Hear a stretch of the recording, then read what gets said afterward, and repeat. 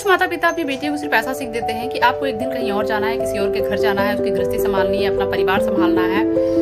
और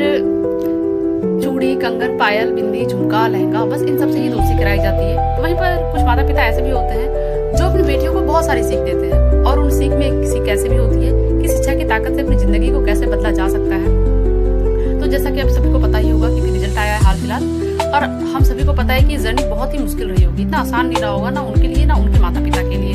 क्योंकि ये जर्नी ऐसी है कि पढ़ने में बहुत समय लग जाता है, चीजों को समझने में समय लग जाता है, एक उम्र आ जाती है, उस टाइम तक समझना बहुत मुश्किल होता है,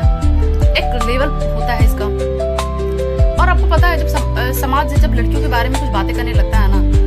क्योंकि लड़की का जो जीवन है वो समाज के अकॉर्डिंग तो चल नहीं रहा है, क्योंकि समाज के हिसाब से तो ये सब चीज लड़कियों के लिए नहीं है, पढ़ाई लिखाई में करियर बनाना समाज के हिसाब से ये सब चीज लड़कियों के लिए नहीं है एक उम्र के बाद। लेकिन और फिर समाज जब उनके बारे में बातें करने लगता है ना, तो माता पिता को लगता है कि ये जो लड़की है इसके बारे में समाज बात कर रहा है, इसकी जिंदगी समाज के अकॉर्डिंग नहीं चल रही है, तो उनके बारे में समाज बात करता है, तो माता पिता को ऐसा लगता है कि ये जो बेटी है मेरी, ये मेरा नाम डुबा रही है। लेकिन कुछ माता पिता ऐसा नहीं समझते कि जो हमारी लड़की है, जो हमारी बेटी है, क्या वो समाज को खुश करने के लिए आई है?